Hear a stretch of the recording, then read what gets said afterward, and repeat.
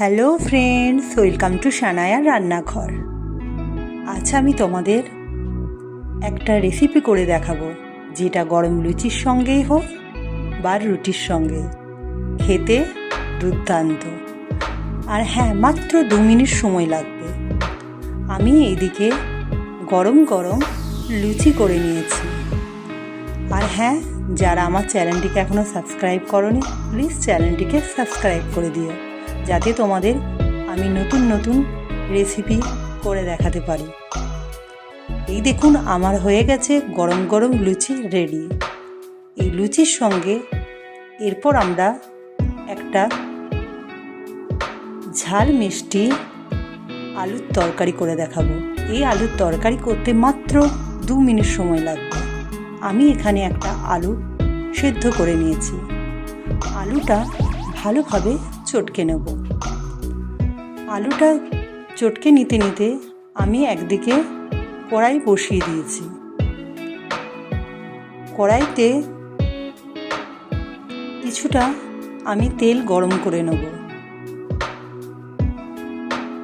এইদিকে কড়াইয়ের তেল গরম হলে আমি অল্প জিরে ফোড়ন দেবো। জিরে ফোড়ন দিয়ে জিরেটা হালকাভাবে ভাজা হয়ে গেলে আমি এখানে অল্প হলুদ গুঁড়ো দেবো।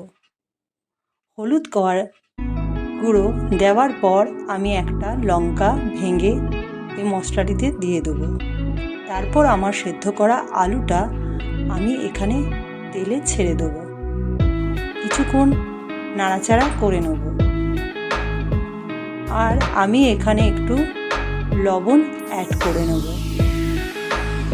লবণ অ্যাড করার পর আবার কিছুটা নেড়ে চেড়ে নেব। আর এদিকে একটু ঝাল ঝাল করব বলে আমি কিছু কাঁচা লঙ্কা কুচো করে আবার এটাতে অ্যাড করলাম। তারপর আমি গরম জল করে রেখেছিলাম, সেই গরম জলটা এখানে ঢেলে দিলাম। ঢেলে দিয়ে কিছুক্ষণ আবার নাড়াচাড়া করে নেব। একটু ফুটে উঠলে আমরা কাসুরি মেথি এর উপর ছড়িয়ে দেব। তারপর একটু ফুটে গেলে একটু চিনি অ্যাড করব। আমি বলেছিলাম এটা ঝাল মিষ্টি একটা আলুর তরকারি।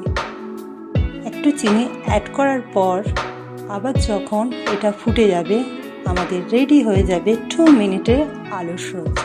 বন্ধুরা, এই রেসিপিটা কেমন লাগলো একটু কমেন্ট করে জানিও, আর একটা লাইক আর শেয়ার করে দিও।